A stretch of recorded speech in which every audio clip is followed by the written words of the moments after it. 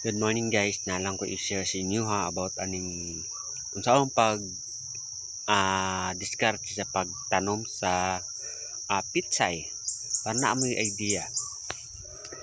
So muna sa guys no, ang ato ang pitsay karon guys, dagko na siya guys. So dara kating labunga kani gikaon ni sa mamang ni kani kana din kani dagko na. Kani pwede na ni siya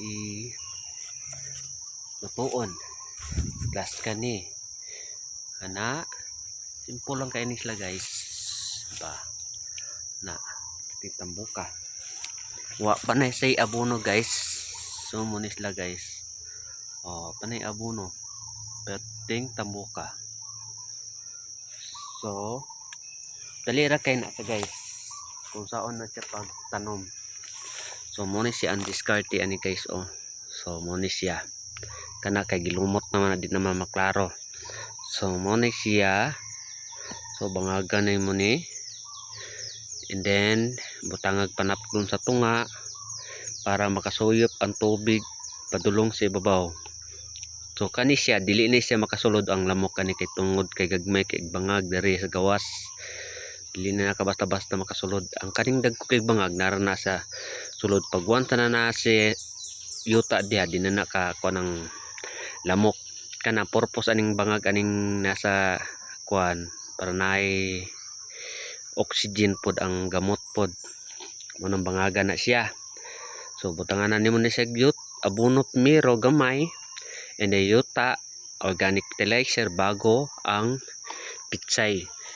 So mo ni siya pag sigig ulan magpundo pod ang tubig pag wanta masobra pod ang tubig mamatay pod ni sila. Kailangan ang tubig bawas-bawasan jud siya. So mo ni siya lami ni siya igulay guys patang tambuka na guys.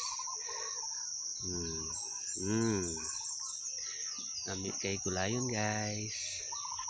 Yan na lang ka simple mananom og pitsay guys. Kani sila wala na abono, wala na siya gamit na fertilizer, wala na sila spray. So kuan kayo kanang tawag ani simple lang kay dili ni siya kailangan pagkuan. So why chemical ang makaon nimo ani. Una kung naamoy kuan kung gusto mo mananom ani pati sayo na ra guys magluyong lang ka og similya.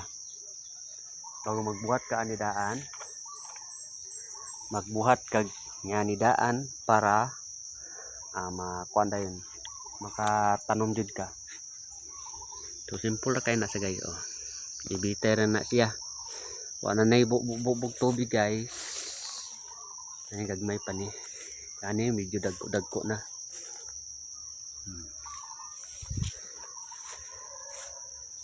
Tara piting kapaha pang kapaha ang isa ani no sa naning isa diri ay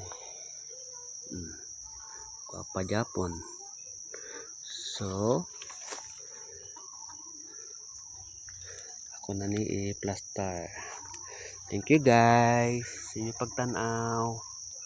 Good morning.